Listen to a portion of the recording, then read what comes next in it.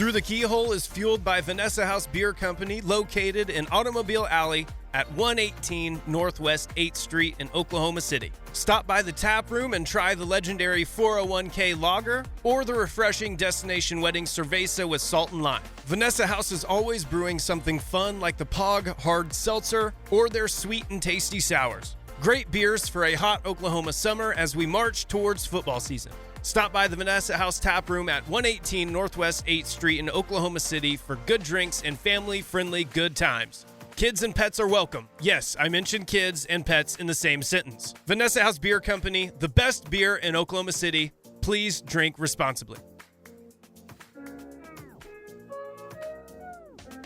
It's called Hollywood. Lights, camera, action. Hollywood Brown. CD Lamb still running. Into corner. CD for the TD. People don't know what it is to be champions. Oklahoma invented it. Welcome to Through the Keyhole, an Oklahoma football fan podcast. I am one of your hosts, Peyton Guthrie, joined as always with the rest of the quartet here. Not an a cappella group, but a good Oklahoma group here. We got Alan, Brady, and Matt. I wanted to say Matt and Brady at the same time, so I apologize on that part. So Brady, viciously typing, you got the hair kind of going on there in a really cool way. How's it going? It's going well. I got a new shirt. I got a new shirt. The Taco Bowl shirt. That's where it's at. It's a great shirt, by the way. When you get a picture of that, clip it. Yeah, if it's just right. I have to roll up the sleeves a little bit because you want to show off the guns a little bit. You got to show the guns off. Yeah. You could check that out where, Peyton? The t-shirt? You can check that out on keyholepod.com. Go to the merchandise section. We only have one shirt up right now. It is of the famous Taco Bowl. There is some interesting concept behind that about famous games played in Oklahoma. Currently, we're having one designed, which I'm calling the running clock game, which was where Oklahoma and A&M played a game in which the fourth quarter was a running clock, 77-0. So more merchandise built around famous games will be coming to online pretty soon. But for right now, we have a really cool design memorializing the king. And the Taco Bowl of Oklahoma, Nebraska, over on keyholepod.com. Yeah, and I might be speaking a little out of turn here, but every dollar, I guess at least, for every purchase that you have, the listeners, if you want to buy the shirt, we will donate $1 to a GoFundMe so Texas A&M can replace their baseball coach. It's really sad what happened in College Station, but we're all one SEC family, and we want to look out for each other. Yeah. Yeah. I actually want to be very, very blatantly clear about the T-shirt stuff. It's not a smart business deal by us. I think we're charging $30. I think profit is about $5. So it's not like it's head over heels over here. So we're just trying to introduce cool Oklahoma designs and kind of spread the word and share some cool stuff out from that. Because even when Oklahoma got partnered with the good brand Home Field, they were kind of handcuffed because Oklahoma's marketing department is very stringent on the usage of the brand. But hey, we're fans, so we can make cool, interesting designs on the edges of things, I guess. But thank you for doing that. Thanks for buying that. Anyone else, check Brady out. He'll be walking around. You will want the rolled-up sleeves with the 1950s greaser punk haircut. Alan, man, you're traveling. I mean, how's it going, dude? Are you all right? I'm doing great, man. I've hardly ever been better, man. I'm doing real well, man. Summer's here. I'm digging it. Speaking of which, you mentioned Brady hit with the greasers look. Congratulations to the cast of The Outsiders. They won the Tony, I believe, this year for best musical. 3 OU alums, actually. Indeed. Yeah. Susie Hinton, Oklahoma, Tulsa native. Yeah, no, it's a big deal. Yeah, and Alan's in transit right now. He's in College Station interviewing for the previously mentioned job for A&M's baseball coach. So big things happening at Keyhole. I do the shift. I hit and run. I've even been known to pitch out. I don't know, Steele. I'm watching a movie here. Chaos. Jesus, it's hot out here. And then we got we got last but not least we got Matt. Matt, how you going? How you doing, man? I know you. I mean, you look sleepy. My assumption is you're up all night last night trying to find the Lily Lang video. But how's it going? Yeah. I don't know. I don't know who that was, but damn it, I was trying to find out. No, I'm doing well, man. Doing well. I got this thing where I think I have to have an awkward conversation with my neighbors. I just recently moved into a rent house. And they do this thing where they park in front of my house, which is fine. It's not illegal. No big deal. It's just more annoying than anything. But my recycling wasn't able to get picked up because they parked so close to my recycling bin. And it's full. Like the damn thing is full. So I got to wait like another week until Thursday. I don't know if I need to have this conversation with them. It's like, hey, I don't care if you park there. Just maybe on Thursdays, leave that spot open so I can get shit out of my house. I mean, is there space in front of their house? Not really. I mean, there's some, but that's the thing is they have like, I feel like there's a lot of people living at this house that's next to me.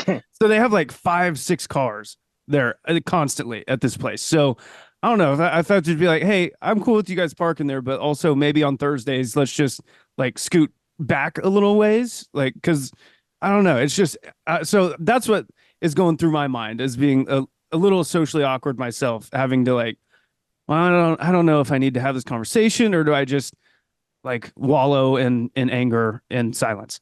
I can tell you what not to do. Yeah. I can tell you what not to do. Okay. Give us the advice. A friend of mine a couple weeks ago gets an anonymous letter in his mailbox about when he had scheduled his lawn crew to come, like work on the yard, and it was like your neighbors have been talking, like so. Okay, not gonna do that.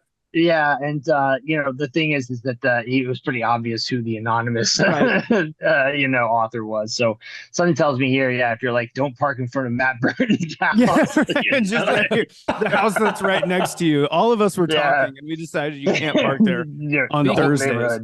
Speaking of lawn, Matt, you're gonna have to do what you can to ensure that your radio co-host does not find out or connect the dots. Yeah. About the phrase mowed the lawn. Yeah. He Tyler did invoke the name Lon Kruger while we had Brady on Monday.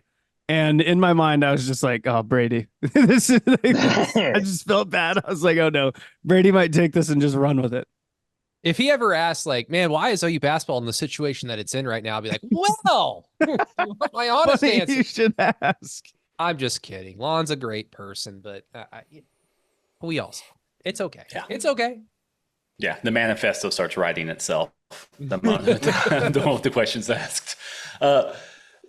With this preamble to the show that you just listened to is us sharing our personalities with you guys to come and invest with us and support us via our Patreon account, which you can at patreon.com/through the keyhole. We have bonus content there as well. What just dropped today, this is Tuesday, June 25th.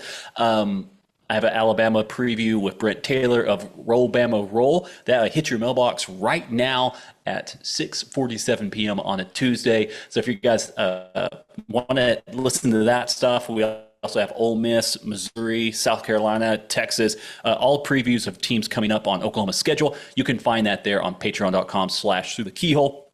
You can also find all of Brady's writing as well as he goes through on his Monday post, talking about the football program from a historical manner and also some predictive stuff. He had some interesting things to talk about Jackson Arnold and the best case scenario. And I think he has a worst case scenario coming up soon on the Patreon. Yeah, that's in the works. Apologies to our patrons. I have been absolutely swamped at work, and it's just been Sunday, Monday, Tuesday has been real hard. But I've got some free time coming up, so it'll be a Monday post that will probably come out on Wednesday or Thursday, but probably Wednesday. So apologies, everybody.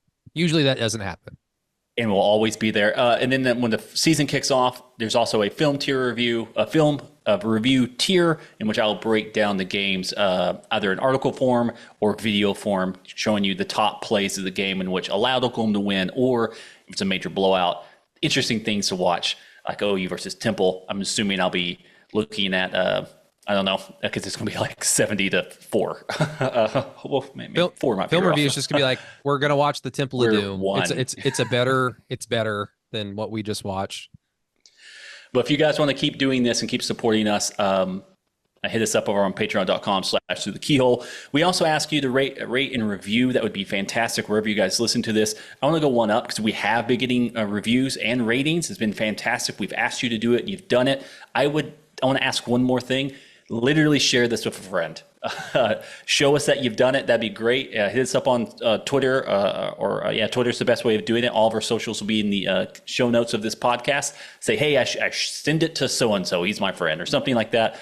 To help us get the word out as we try to talk about OU football in a way that doesn't feel like we're having to play Fortnite with 15-year-olds. So let's keep moving on. The blue chip ratio finally came out. This is a good one for me. I enjoy it. For those who do not know, was it Bud Elliott, correct? Came up Bud Elliott of 247 came up with the blue chip ratio. He started releasing it in 2013. The earliest I could find it online was 2014, but he says 2013. There must be an extra year there that I couldn't find. But basically, it is the ratio between number of 4 and 5 star players in comparison to the overall number of scholarship players that you have on your team via each recruiting class. We have seen Oklahoma trend upwards basically every single year, which is very, very nice. And they're currently sitting at 73% on the BCR. Now, in order to be a quote unquote playoff contender, which I know that's going to have to change that clarification. It was you needed to be over 50%. So half of your roster needed to be 4 and 5 star players to have like a realistic chance of winning a national championship. Alabama and Georgia and Ohio State really kind of put that on its head by basically making it you needed to be over 85% to really have a chance to win at that point in time. Alan, you've written quite a lot on the website, the public side of it, just about talent retention, talent acquisition, and things of that nature from this. Do you think, obviously getting better talent is good, and Oklahoma is climbing very, very high up to 73. It's the highest it's been in a decade. Do you see this number and think that maybe the 7.5 is a little low from FanDuel, from the houses and stuff like that? Because you're seeing Oklahoma being, I think, the 6th or 7th highest rated team via the BCR at this point in time, just talented team. It definitely kind of it makes you think, doesn't it? Looking at it here, the one caveat is that the point of the blue chip ratio, I believe, is to designate the teams that can compete for a national championship, not just the playoff. Yeah, because plenty of teams that don't qualify have made the playoff and generally gotten smacked around. So that kind of goes to show. I think it kind of leans into what Bud's saying here. But in terms of OU, maybe a little. I think that in terms of looking at the scale, it really kind of comes down to the scale. First of all, like if one team is at 73% and one team is at 64% or 63%, I suspect that's not a huge difference, especially like if one team has a really good quarterback or one team doesn't, that type of thing.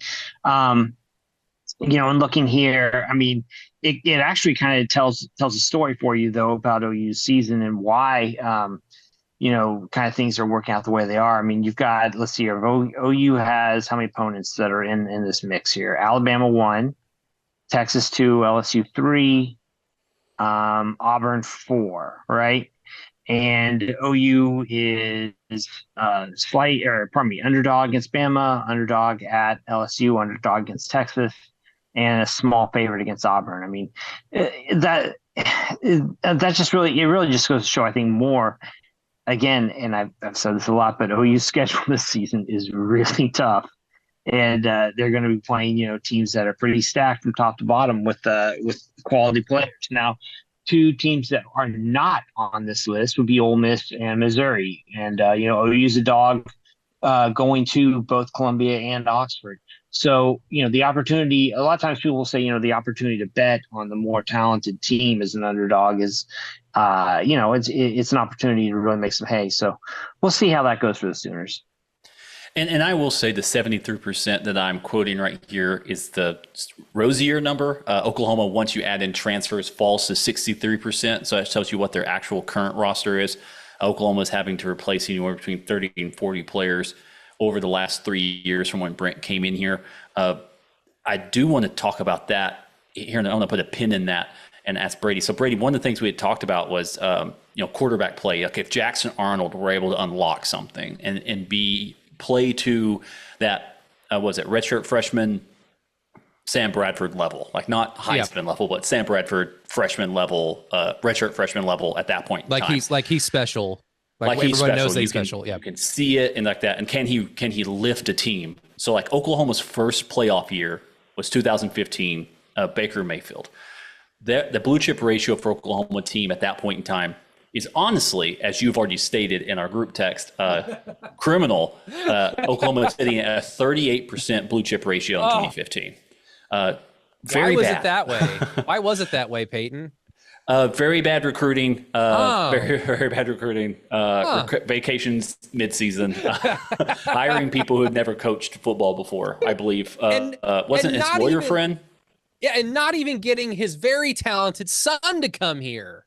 If you're gonna, usually like in college basketball, if you give a dad a job on the coaching staff, you also get their badass, lottery pick son to play basketball for you, like Michael Porter Jr. That didn't happen at OU. Oh, well, that's the past. Let the past die.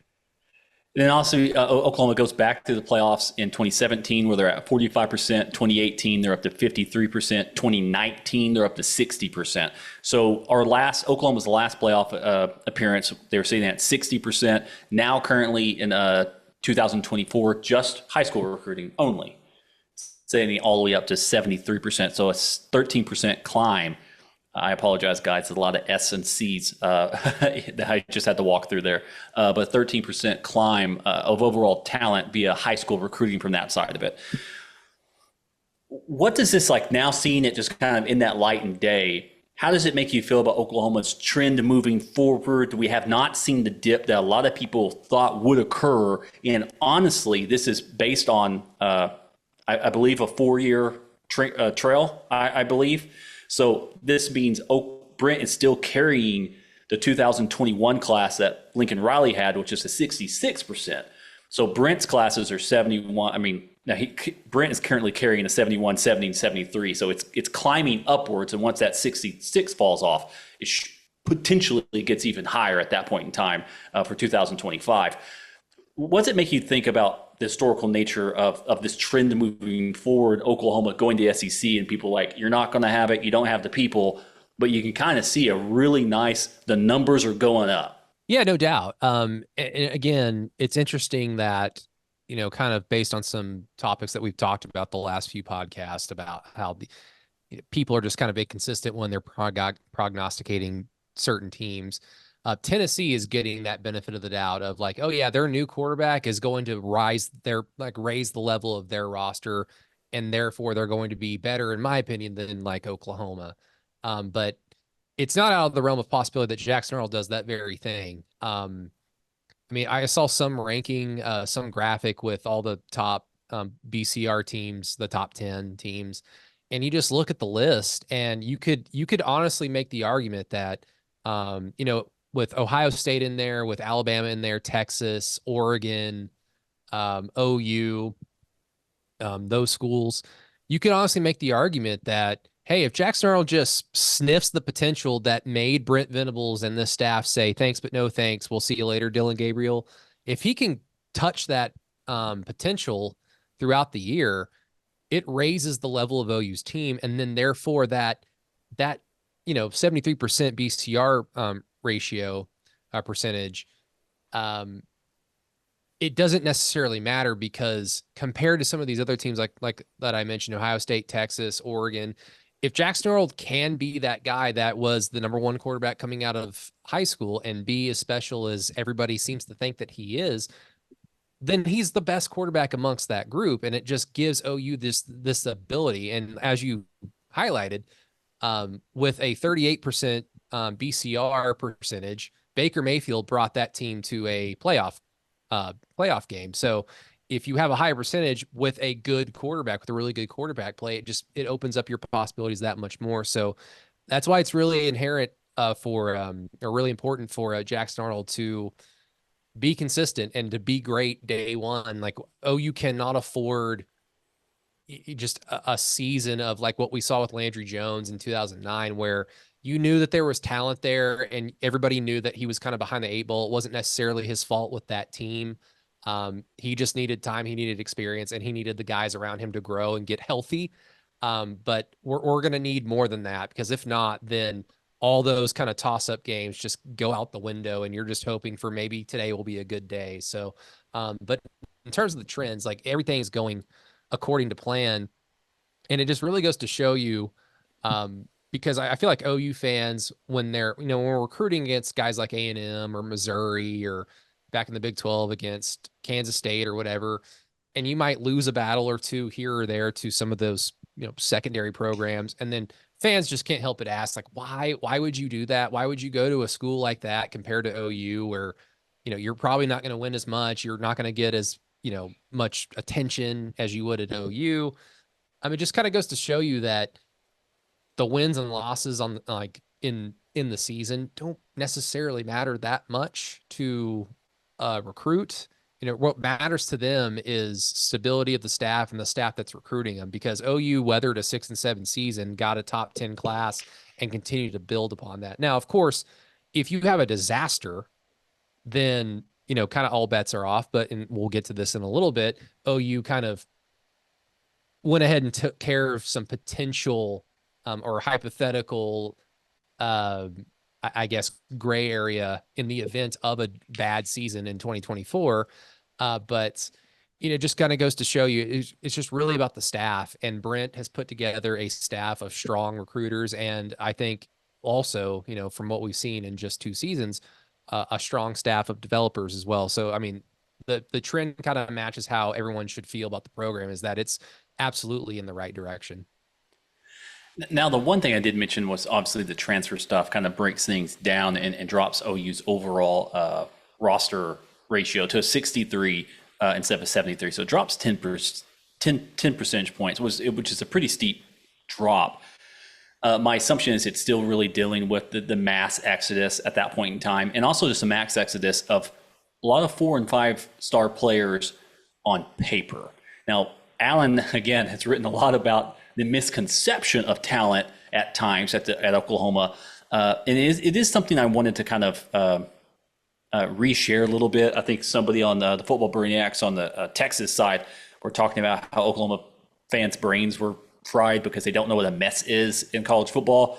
But if you really look under the hood, Oklahoma football was really headed toward a very, very messy situation with how the roster management had been allowed to get to. Now, on paper, it didn't seem that way. It seemed very talented on paper.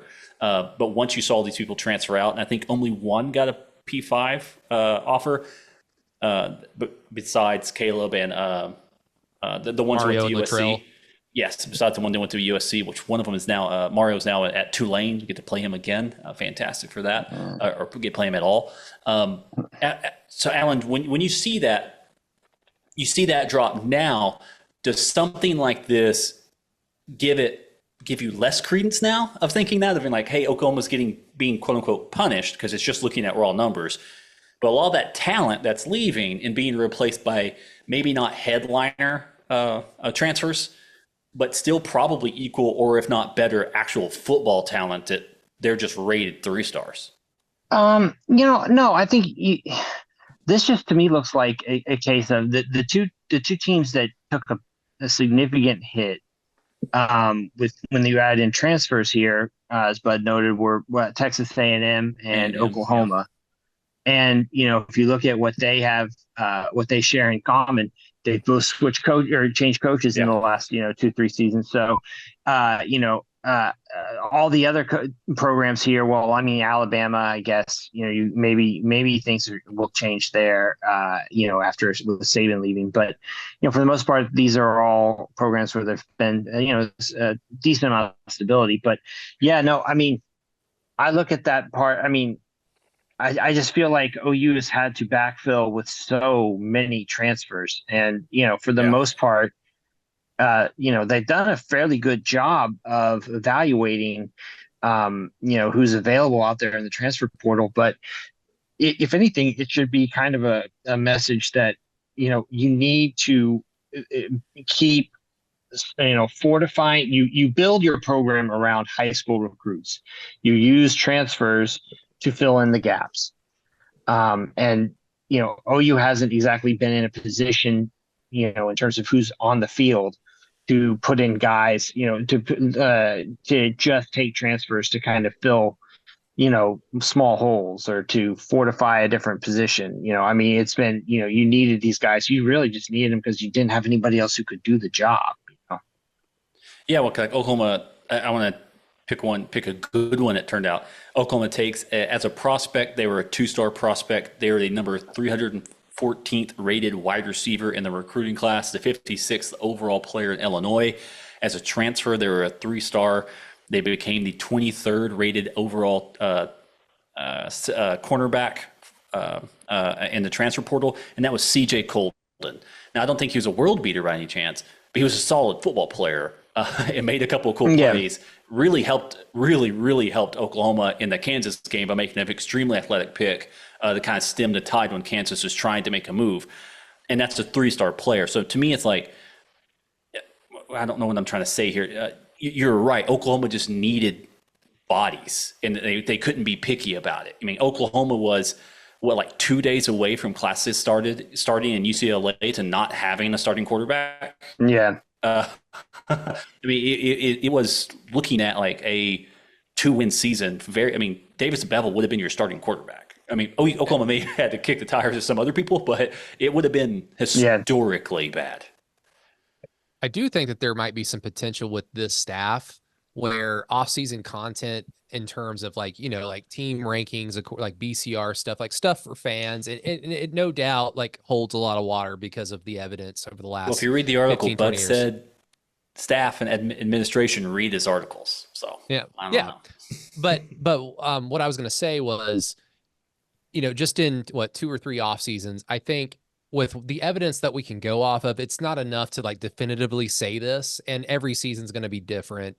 But for the most part, from what we've seen, Brent and the staff are really good at identifying players in the portal that they A, need, and B, can get the most out of. And like, this is a diamond in the rough guy that if you bring him here, like, don't worry about where he's from. Like, he can make plays on Owen Field in an OU uniform. CJ Colton's a perfect example of that. And that's why I think a lot of people are probably like erring on the side of optimism with a guy like Des Malone that comes from San Diego State, because from what we've seen, it's like, okay, like Brent has given me the confidence that if they bring in somebody that's not necessarily like a highly rated guy out of the portal, that's not going to help your, blue chip ratio percentage because they were a 3 or a 2-star or what have you, or they come from a lower school. At the end of the day, like if they're making plays on the field for OU and helping OU win games, that's really what matters. But in terms of like fan conversations and talking during the off seasons, like, yeah, this staff might not give you all the 5 stars on paper that, even Lincoln Riley gave you to like boost your hype and optimism in the off season. But unfortunately, a lot of those 5 stars just ended up not being able to make positive plays on the field. So it just really comes down to what you care about. And obviously fans are going to care about winning on Saturdays.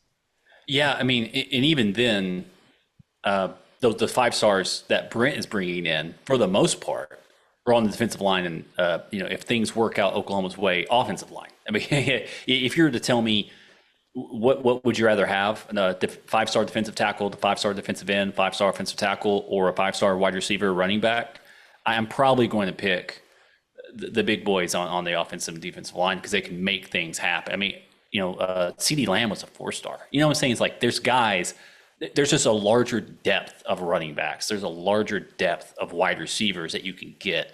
And getting one of the 5 stars at one of those more important positions in my mind, is just better off. And the Oklahoma, is still getting top end, high end, offensive talent. Look at the quarterback they pulled in for 2026 already. It's the 6th rated quarterback in the nation so far. Mm-hmm. Has a chance of going up even higher depending on how he goes. Still a long ways off. So I mean, things just aren't dipping, and that's the one part. Like I'm going to be forever hold this grudge in my life.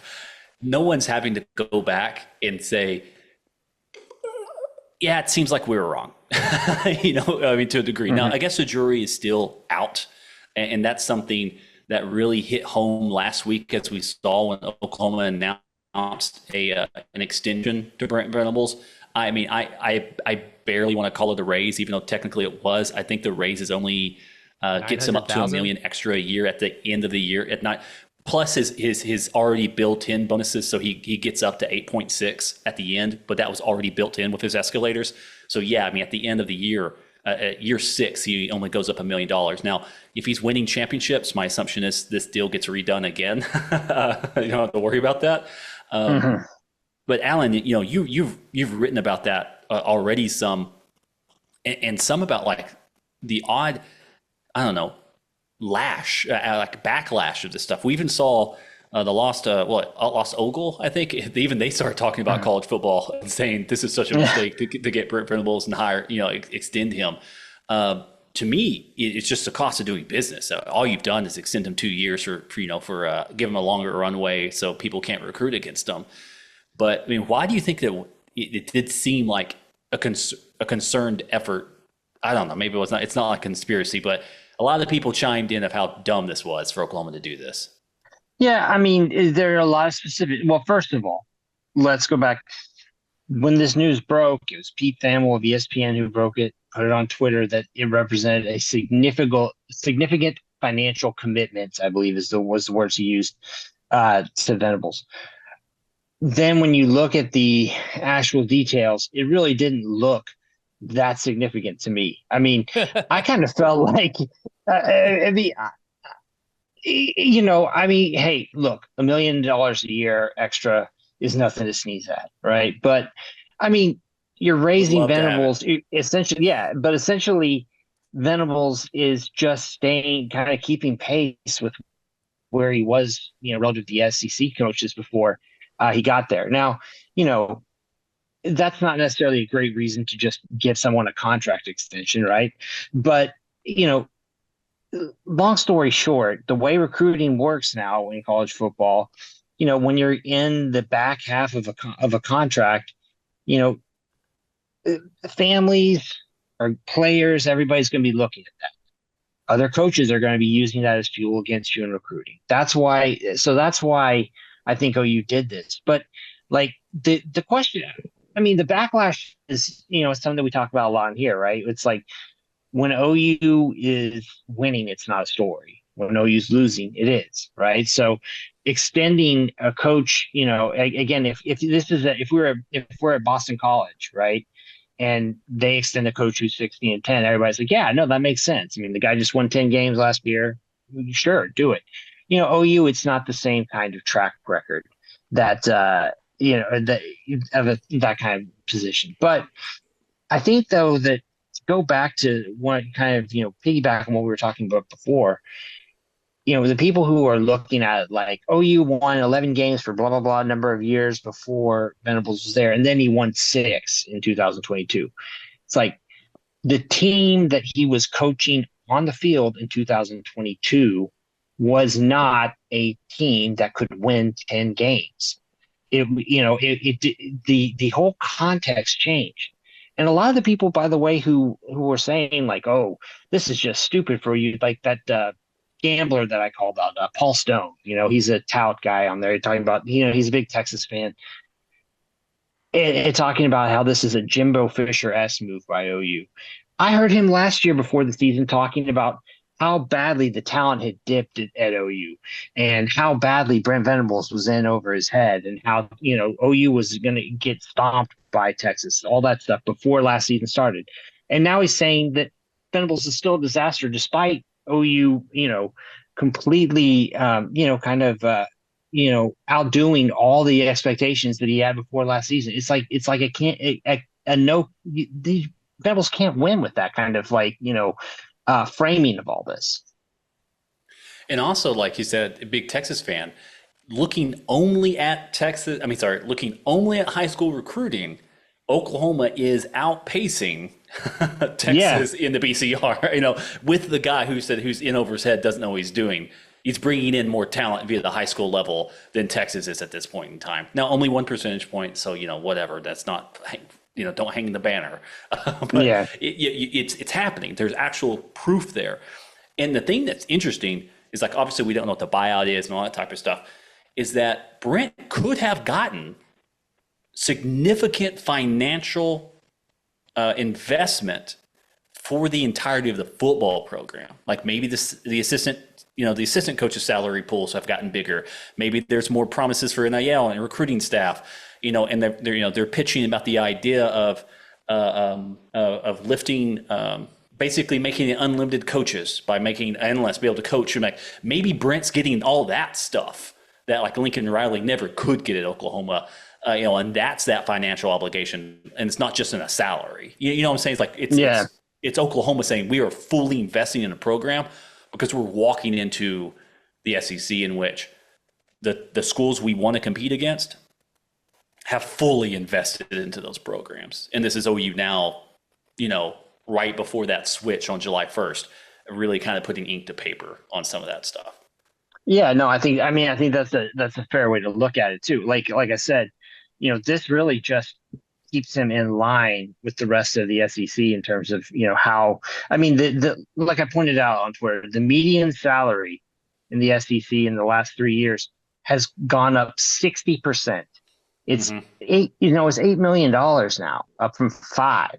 Like that's pretty significant. And, bumping Venables up to around the median of the conference based on what he has achieved so far doesn't seem particularly outrageous to me. And still being under that median, correct? Yeah, I believe so. He's right around it, But he went from, I think, the ninth highest paid to like the 7th. It's not like they completely overpaid him.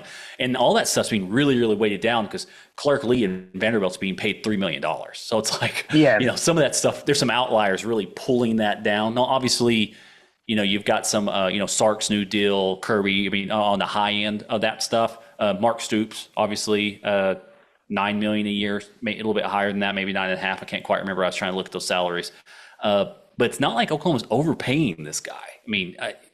In my opinion, if you're looking at all the stuff that you've written about, and some of the points I tried to make was, if you look at high school recruiting, roster development, roster composition, NIL booster engagement, and all the stuff you have to do that matters, that if you do all those things, winning will kind of take care of itself.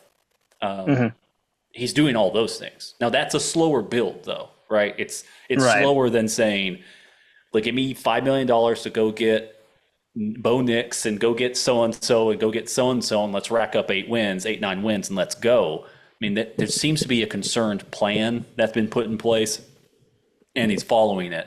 And the administrative staff isn't blinking at all. I think that's maybe the biggest thing. It's just showing that the AD has no concern. Like, he knows this is the path and we're walking it.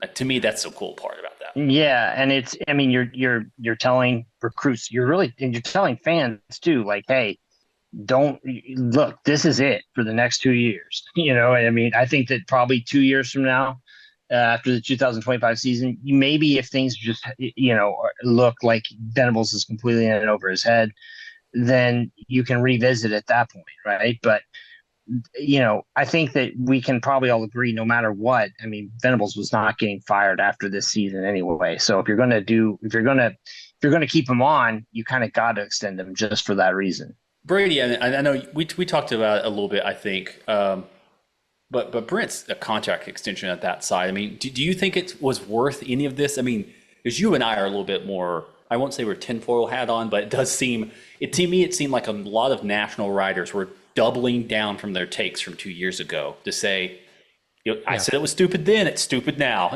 without thinking all that's transpired in 2 years, and where Oklahoma is now at this point in time. I don't know. What was your thought about just seeing so many voices coming out and being like, one, it's, how is it even a Jimbo? It's not even a Jimbo level thing. It's even to say that is wild. But even some of the smaller, snarkier stuff from that. Yeah, it makes sense. It was Friday. There's nothing going on in the sport. It's something easy That's to true. talk about. It's OU, so it's going to garner a lot of attention. Um, you know, it is what it is. And Alan kind of already addressed how like OU is a higher standard, so we hold OU to a high standard, and therefore the entire country holds OU to a higher standard. But at the same time, it's just really hard to just ignore the fact that, I mean, the fucking Millhouse dork at Missouri had 3 consecutive bullshit under 500 seasons. And then the schedule gods just say, here, win 10 games.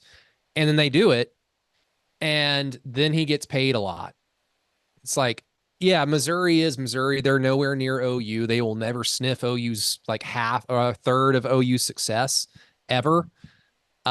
So that explains it, but it's like, why are you all just like ignoring some like easy, like to digest logic of they only won 10 games last year because their schedule sucked and it's going to get tougher because OU's on schedule now and we've only beaten them 70 times in 100 years, but oh well. But I guess he can get paid a lot and Brent gets like a $900,000 raise and then everybody has fucking opinions about it. You know, it is what it is. It's OU and it comes with the territory. And you got feel free, guys, to just tell me that I'm completely and utterly crimson colored glasses Sooner fanboy here. But the further away we get from 6 and 7, the more I just kind of like, you know what? Who gives a rat's ass?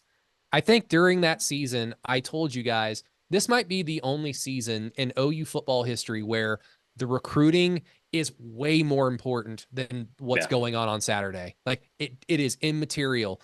We of course want to watch OU win because we want to be short term, like satisfied, but none of this truly matters.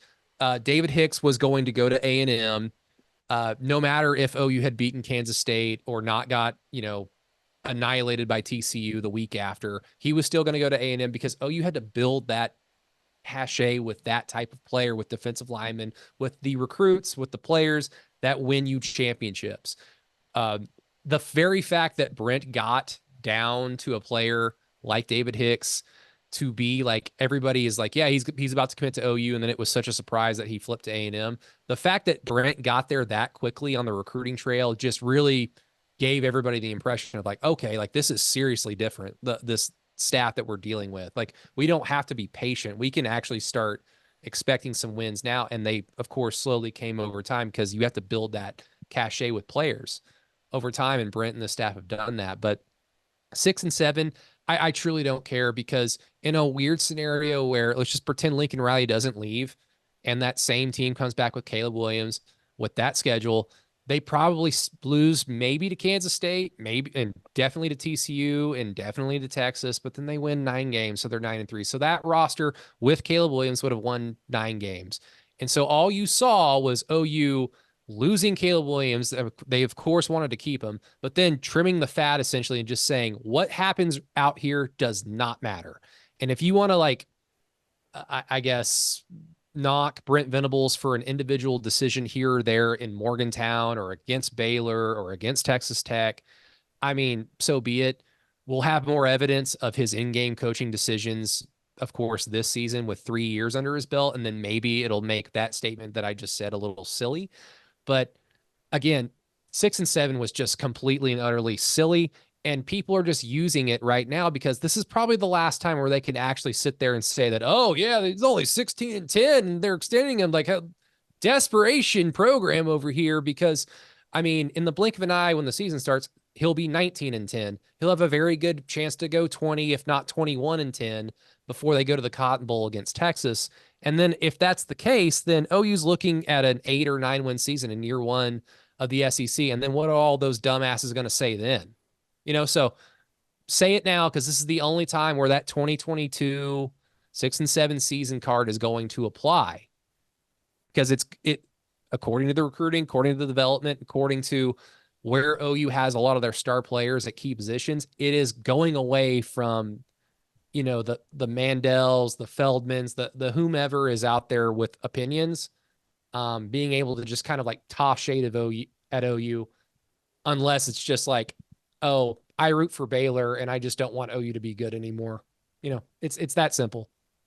And there's also some of it too. I think somebody said, it's like, oh yeah, Oklahoma's about to have to pay $22 million a year to players. Go ahead and extend this guy too, I guess. Like, but it's like a place like Oklahoma isn't going to have to shake a cup.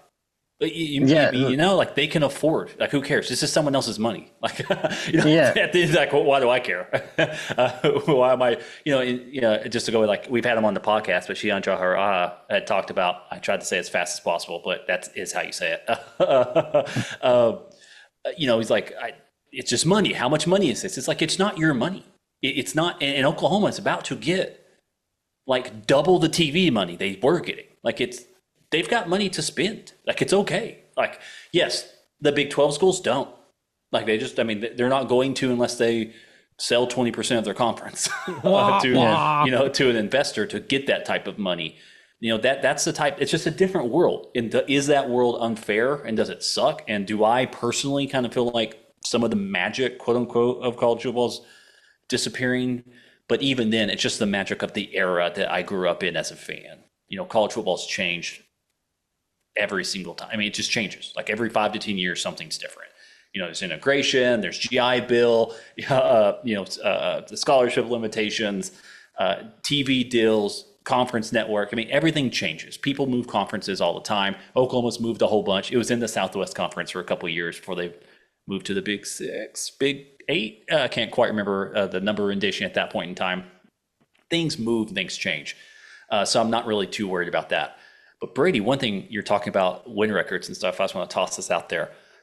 For those of you who have listened to the Patreon preseason previews, those of you who haven't, I've had on multiple SEC guys, and I'm starting to change my mind about that LSU game. Basically, every SEC team cover blogger I've had on there, I haven't had an LSU person yet, are all like, yeah, LSU's about to be bad. Like, just wait for it. They're not going to be good. It's not reason, something I see, but they're all like, yeah, don't even worry. You're going to win that game. It's wild. The only reason why people are chalking that up as it's probably overall a toss-up game, but I think people are leaning towards L is because it's in Death Valley, and OU's played in tough environments its entire program's history. Death Valley is a little bit of a different animal that we've not been able to have the opportunity to tackle. But we've played LSU essentially at home. That game didn't end, with us being happy, but it wasn't like they kicked the living shit out of us. So, we'll have our chances. But, they're broke, aren't they? According to their head coach. They're doing good in high school recruiting. They're taking an Oklahoma route to it. I was going to mention, like, you see, we've mentioned Missouri and Ole Miss. We're kind of ranting. I apologize, listeners, but we mentioned Ole Miss and Missouri earlier. Missouri is sitting currently in high school recruiting 24/7 for the class of 2025, sitting at 26th overall. Not bad for a Big 12 team. Not great for an SEC team. And Ole Miss is currently sitting in 57th. So you can tell where they're putting a lot of their resources, which it's kind of going like the LA Rams route. Like, why draft somebody when I can just get somebody who is good?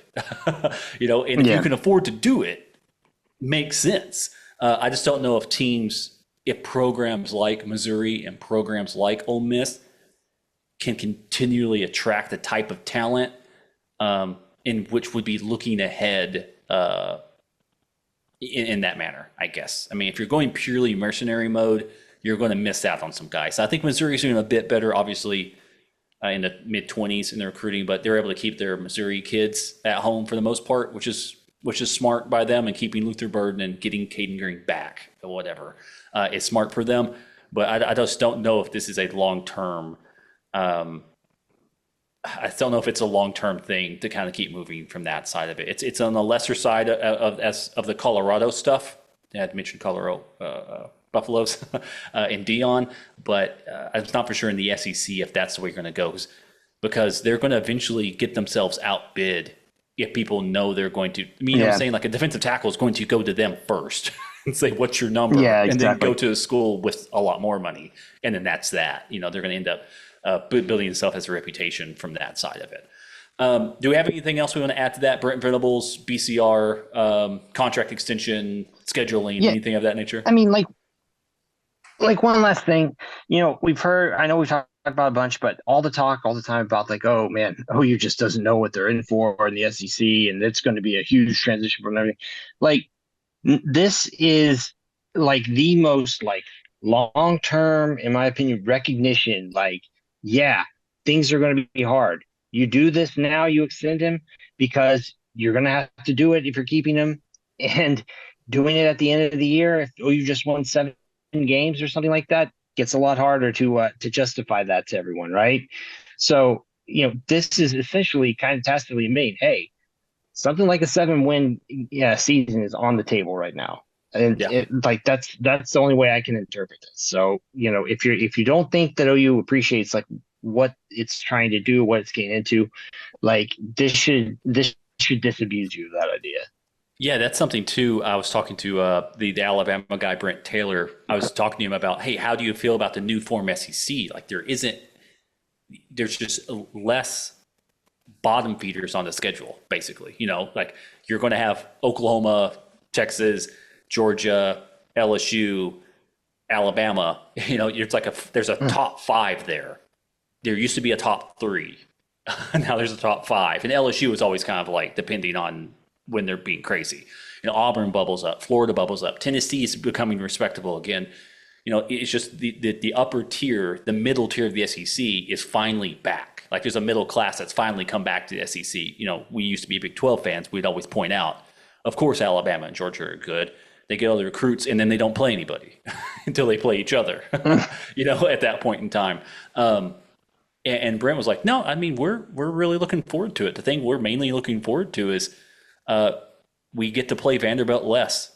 That means we get to play Oklahoma more. Like it reminded me a lot of an Oklahoma fan base. He's like, yeah, we don't like playing bad football teams at Tuscaloosa. Like we don't want to play Kentucky. We don't want to play Vanderbilt. We don't want to play Mississippi State. Having Texas, Oklahoma, hell yeah, let's go. Like it's a better product for us at the end of the day. And for people to not use, I guess maybe people just don't understand that. Like they think Oklahoma fans are only a fan of Oklahoma because the end of the year was almost always 11-1. Like it doesn't matter who they play as long as it's 11-1. I'd rather Oklahoma beat real football teams, or play real football teams, and like who knows at that point in time. So that's the kind of spiel from that side. I'd rather lose straight up because that team's better than us. Because at some point, OU will get back to that point. Maybe not, obviously not in that moment, but it's like you can be an OU fan and look at it realistically of like, we're not as good as that team, but we can be better than them next year. Yeah. Like losing because the team is clearly not motivated or doesn't give a shit, or they make all these dumb mistakes compounded by the other team has like a ball bounce off our helmet into the, the striding, like into a receiver in stride for a touchdown, only for us to lose by 3 points is like, that is mind numbing. That does nobody any favors. Yeah. And Oklahoma's transitioning into the SEC. And this is something I would push back. Like, I've been on a couple of other programs and I've kind of pushed this back a little bit. Peak Alabama's over. Like, I'm not going to say they're going to fall off a cliff or anything, but when you win 6 national championships in 12 years or whatever, that level is not going to exist all the time. I'm also going to argue Pete, Georgia is over because their run they had. They potentially should have won 4 national championships in 5 years. They did win 2 in a row. I think they're going to slip back. That doesn't mean, again, they're going to go 6-6. Kirby Smart's going to clip that now and use that in the locker room. It's just now they're going to go 10-2. They're more often for a little while, maybe 9-3 kind of sprinkled in there. I mean, things happen up and down. Oklahoma, as we see from the BCR, is trending in the correct direction. Now, I think the interesting part is the era of complete and utter dominance inside the SEC, I think is probably gone. You've got too many other talented teams in which you're going to play eventually to where you're going to get knocked off. Like for a while, it was just Alabama, Georgia taking, trading hits. But now Tennessee gets better. Now Texas is good. Now Oklahoma's good. LSU gets its defense figured out. There's too many heavyweight fights happening to where I don't think you're going to come out unscathed. Like if someone starts winning, if a team starts going 12-0 consistently in this new look SEC, crown them. Don't even hold the playoff. Yeah. It's done. We figured it out. I just don't think that's going to be the case from that side. Now moving on to our last talking point, something I believe to be fairly laughable. That the NCAA 25 released their top 10 hardest places to play inside the video game. Our home field advantage of Gaylord Memorial's Family Stadium is number 8 overall. I think Kyle Field was number 1. Was that correct? Anybody? That sounds right. Yeah. Sounds right. Yes. OU sitting at number 8. I was pretty much like, there's just no way Oklahoma's in the top 10. But Oklahoma's in the top 10 at that point in time. I guess, judging by their criteria, they should be. But that Oklahoma wins a lot at home because they play teams that aren't good. But it begs the question why Kyle Field is number 1. That is kind of different. Yeah, their own criteria would be Oklahoma would be even higher. So Oklahoma doesn't lose at home very often. Now, some of that is based on a different article that Alan wrote. Top 10 teams don't often come to Norman. So Oklahoma's kind of beating the people they beat. But that it's kind of interesting there. I guess it's something to talk about. What would you guys think is your number 1 hardest place to play? Like, they've got Kyle Field, but what's been, we'll just stick to it in personal places. What stadium have you been in that you would think would be your number 1 hardest place to play? I mean, for me, it'd be Autzen Stadium. So I was at the Oregon game. And it definitely is loud. I mean, the first half of that game, I think OU was either up or down. The score was like 14-13, if I remember. And it was a really close game. And the second half of the third quarter is when OU blew it open, took a lead, and then the fourth quarter they extended it. And that's where it should have ended. And then, of course, they cheated to beat us. We all know this. But in the heat of that game, it was incredibly loud. And then when Oregon fans thought that they were coming back, without any tomfoolery, they got really loud. And like a good sizable chunk of the stadium had walked out by that time. But even, 2/3 full, it was like deafening loud when Garrett Hartley lined up for the what would have been the game-winning field goal at the very end. It was deafening loud. I've been to the Cotton Bowl a handful of times. It doesn't get that loud.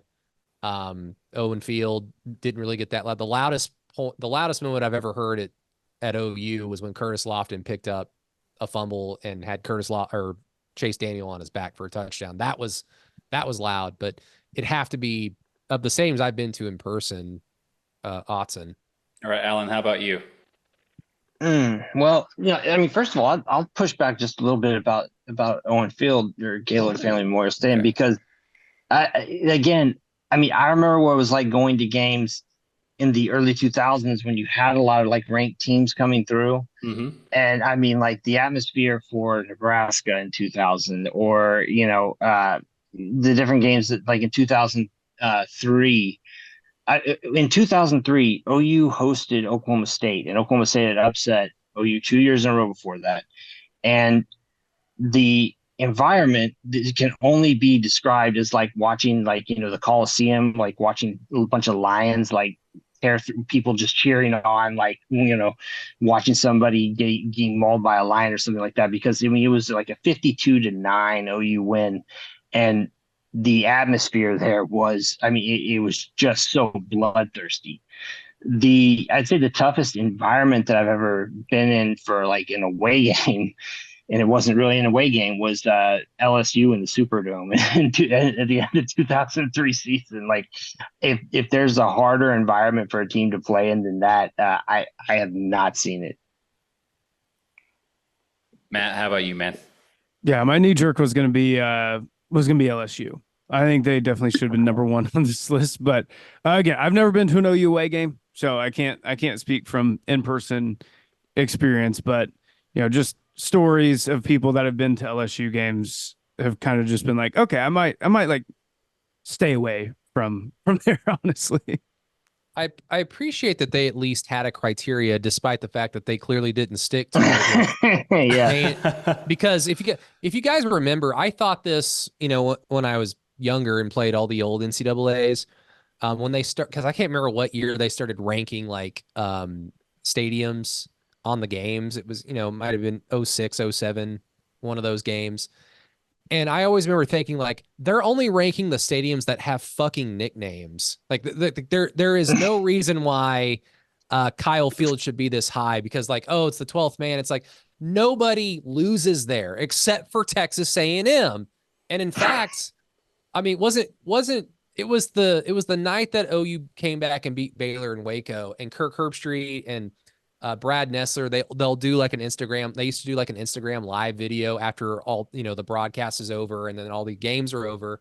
And they talked about like their moments of the night, players of the night, and then whatever. And they mentioned OU coming back in Waco. And then Kirk just like went off script and was like, can we please stop saying that A&M is a tough place to play? Because I think they lost to somebody that day. He's like, all they do is bring in ranked teams and lose to them. And I'm like, thank you. Like, they just have a nickname and they have 100,000 people there sitting there watching their team lose every Saturday. So yeah, it just, at least they had a criteria. It's not just Death Valley or, Between the Hedges or whatever, or, whatever, all these silly nicknames. Just because something has a nickname doesn't mean anything. I mean, you could be overlooking the fact that Kyle Field is very hard to win there, and that's why A&M doesn't get it done so much. Hey. It's tough. OU has won a lot of tough fought games in that stadium, but the point is they won a lot of those games. There's two games that they lost there since Bob Stoops was the head coach, and one of them was Reggie McNeil went Trevor Knight, and then the other one was I think the first play of the game, the ball got snapped over Landry Jones's head. So it was like, we all knew. Yeah, like, it's a disaster. I was like, oh, it's one of those. Never mind. Kenny Stills dropped a easy touchdown pass on the first offensive play. It was just the whole thing. Or pardon me, like they had an easy touchdown pass that he dropped. It was just, the whole thing was awful. Kevin Wilson kept saying, let's run it up the middle over and over on the goal line. It's like, what are we doing? All right. Yeah. So now one last thing. Yeah. It seems to me like the hardest places to play are like any quiet stadium at like 11 a.m. on a Saturday. Like, that's you know true. what I mean? Like, those seem like the really tough places to play for OU at least. It's like the Texas Tech fan base thing they send out around when Texas is coming. Like, everyone just be really quiet. It'll unsettle them. I was thinking about this, like, in just a weird scenario where for some reason, Alabama's joining the Big 12 because, kind of the conversation like, OU's not ready for the SEC. It's like, yes, we are, guys. We're the University of Oklahoma. Like, just shut up. We've played in tough environments before. Like, people come out and watch us all the time. But in some weird scenario where Alabama joins the Big 12 and they're like asking around, like, what are the tough places to play? We would say like, well, Lubbock is kind of difficult. And they would be like, what? We've played in Jordan-Hare. We've played we played at Death Valley at night against LSU ranked top 5, top 3. It's like Texas Tech. And it's like, no. Like, you'll probably win, but you just don't understand. It's oddly officiated. Nobody wants to play football in that town. So that's it. It's like the Big 12 is just a bunch of venues that like, we got to go to Ames. Really? We got to go to fucking Morgantown. Like, it doesn't inspire you to be great. Yeah, you just it's have off to the beaten path. Yeah. But, OU's walking into environments where they will have our opponent in this environment has our attention. So Lubbock is a stadium I've been to and walked on that field. I did not know. I may be remembering it wrong. I remember entering the stadium at like street level and it like dips into the ground. Like it's like buried. Yeah, it's weird. It's like so it's like technically it's like, well, you haven't played underground, have you, Alabama? So it's interesting from that side. The one away game, I've been to a couple of OU away games and some Cotton Bowls and stuff. To me, the most loudest, most intense Oklahoma fan base atmosphere I've ever been in, or I guess any game I've ever been at that point in time. 2017 Bedlam in Stillwater. It was very loud. I walked away very impressed with Oklahoma State fan base and just how I think they had coordinated cheers and stuff. I was like, what's happening? Because I'm used to OU football game where everyone kind of sits there. They get loud when they're supposed to get loud, but they're like, they've got hand signals and shit they do on first downs and then third downs. So I was like, they've got cool little thing. And everyone was wearing mullets running around. It was very crazy. I was also getting very drunk because you could enter and leave that stadium, and I had I had a bracelet of for the Tito's thing, so I could just get unlimited Tito's for free. So it was great.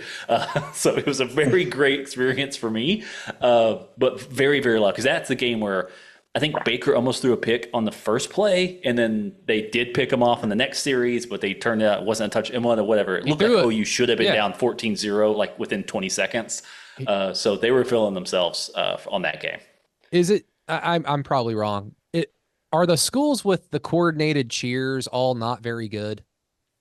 My assumption is it's something of that. Yeah. There's they've got time on their hands. Yeah, because truly, the only thing that I'm jealous of that we don't have, and it's just not something we're gonna have, because there's the song "Sweet Home Alabama" exists, but when Alabama will play "Sweet Home Alabama" and then the chorus plays "Sweet Home Alabama," and then you hear "Roll Tide, Roll," it's like, God, that would be fucking cool if we had something like that. But we just don't. So we have Boomer Sooner, bro.